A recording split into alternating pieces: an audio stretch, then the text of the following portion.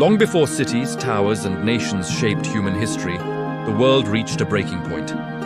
Violence had become common, corruption ruled hearts, and compassion was rare. Humanity had drifted far from the purpose for which it was created. When God looked upon the earth, he saw pain multiplying instead of love. Yet even in a world overwhelmed by darkness, one man chose a different path. His name was Noah. Noah lived in obedience, while others lived without restraint. He walked with God when faith was mocked and righteousness was ignored. His life stood in sharp contrast to the chaos around him. Because of this, God entrusted Noah with a mission that would mark one of the most decisive moments in history. A great flood would cleanse the earth, but Noah and his family would be preserved. God instructed Noah to build an enormous ark, a vessel unlike anything ever seen before. The task was overwhelming.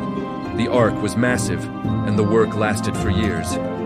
As Noah built, people laughed at him. They questioned his sanity, mocked his faith, and ignored his warnings. Still, Noah remained faithful. Obedience mattered more than approval. Trust mattered more than understanding. Day after day, the sound of wood being cut echoed across the land. Hammer by hammer, the ark took shape. Noah spoke of judgment and mercy, of repentance and hope. But hearts remained closed. The sky stayed clear, reinforcing the illusion that nothing would ever change. Yet the moment appointed by God was approaching. When the ark was complete, something extraordinary happened. Animals began to arrive from every direction, drawn by a power greater than instinct. 2 by 2, they entered the ark, filling it with life. Then Noah, his wife, his sons, and their wives stepped inside. At that moment, God himself closed the door. What seemed like protection to some became separation to others. The rain began softly, almost unnoticed. But soon, the heavens opened without restraint. Rain poured relentlessly, and the ground burst with rising waters. Rivers overflowed, cities disappeared, and familiar landscapes vanished beneath the flood. The world as it had been was erased. Everything outside the ark was lost. For 40 days and 40 nights, the storm did not stop. Inside the ark, darkness, noise, and uncertainty surrounded Noah and his family. They could not see what lay beyond the walls. They did not know when the rain would end, yet they trusted the one who had brought them inside. Faith was no longer a concept, it was survival. After months adrift, the waters finally began to recede. The ark rested on solid ground. Slowly, life returned. When Noah stepped out, the world was silent, cleansed, and new. His first act was not celebration, but worship. He built an altar and gave thanks, acknowledging that survival was not earned, but given. God then made a covenant with humanity.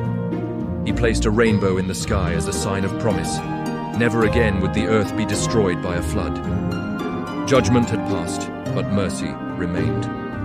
The rainbow became a symbol of hope, reminding future generations that even after devastation, restoration is possible. The story of Noah's Ark is not merely about destruction. It is about obedience in a corrupt world, faith in unseen promises, and protection found in trusting God. It reminds us that choosing righteousness may isolate you, but it will never abandon you.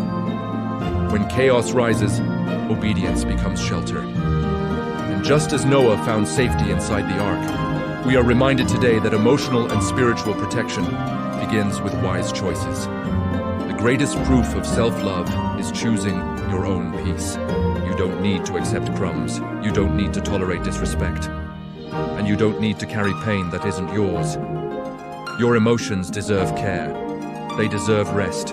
And they deserve a safe place. And that place isn't outside. It isn't in others. It begins within you. If this message spoke to you, leave a like now and subscribe to the channel. It helps this content reach more people and continue changing lives.